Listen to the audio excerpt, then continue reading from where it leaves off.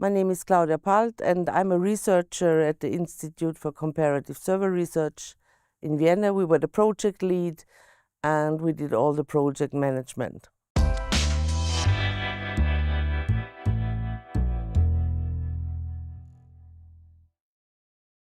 Yeah, so one of my tasks was to work for all the other partners and work packages, the parts where partners had to send some content. So it was like pandemic or migration.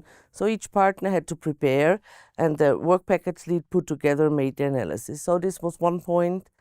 And actually where I was responsible with the French together was the qualitative empirical research. So in this project we have quantitative and qualitative. And the really good thing is normally quantitative and qualitative research is kind of an opponent.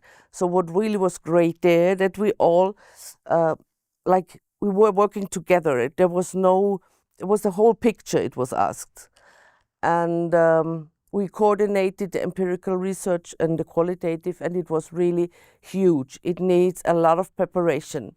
So it needs, for every country, for every interview person you go to, you have to have an ethics approval, conform with GDPR, you have to pre-inform them. And what is very, very important is that you have, when you want to compare data, people on the same level, so to say.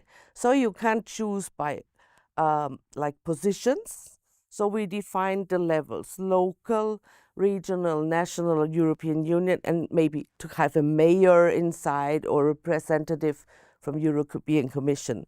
So this was a kind of matrix, which was very important because we had to stick to that so that we can compare our data.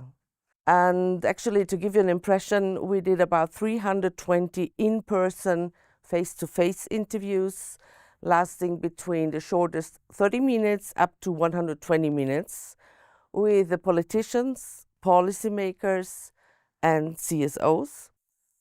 And we produced about only this, it was about 3,000 pages, because all the interviews were transcribed. Well, every partner could choose if you use a software, AI, or does it manually, but we described every interview.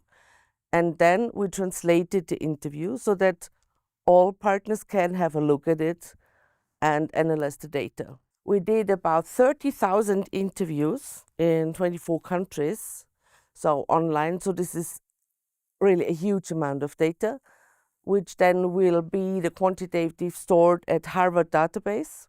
And the qualitative we are thinking of, because it's such interesting material, we would not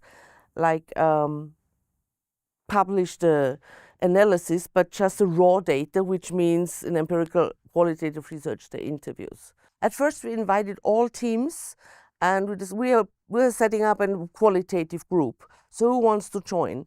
And then we designed a core qualitative group, which was led by the French team, by Céline Belot and the people working for it.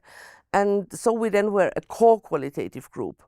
And within this group, we also designed the questionnaires for the guides, so to say, for the face-to-face interviews.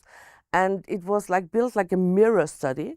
So we asked some from the content the same questions to politicians and to CSOs, and actually also in focus groups, because we did about 22 or 21 focus groups as well. And this is really hard to describe because it takes 2 or 3 hours and you have 8 or 10 people.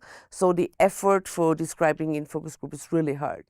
But we had a really coordinated way. And this is what I pointed out before, important, because otherwise you can't compare. I mean, standalone findings are okay, but we want to compare. And that's the reason why we decided to have software where we categorize all the interviews. And we all bought the same software, and it goes now paragraph by paragraph. And you can imagine it takes about 1 to 2 working days for one interview to code it. Because with these codes, we can then do analysis compared to SPSS and the quantitative.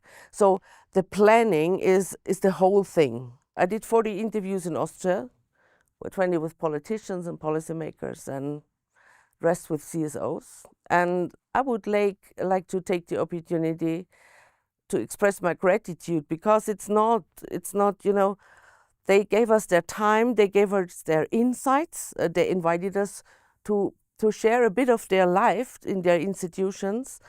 And actually we rely on input of data, as well as the people doing online the service. So we really rely on them, and it was very often a very communicative and friendly climate. And as you know, we are not allowed to cite or quote any names.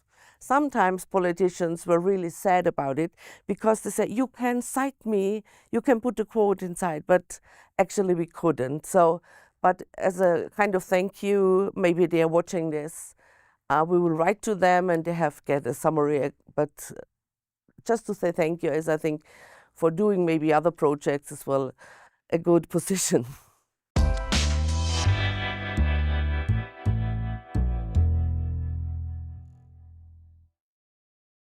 What people, like you say, trust has many perspectives, and trust and trustworthiness are seen in every country. There's some things that's the same, but some things are very different. Like, for instance, in Austria, I can tell you, we had the last years some kind of scandals, and this affected very much the impression of, is democracy more, is there trust in the democracy or not? So we have findings that go over all interviews, so we are just touching the surface now. But like things, what was very important is transparency. What is that you are reliable, that you stick to that what you once said, that words and actions go conform.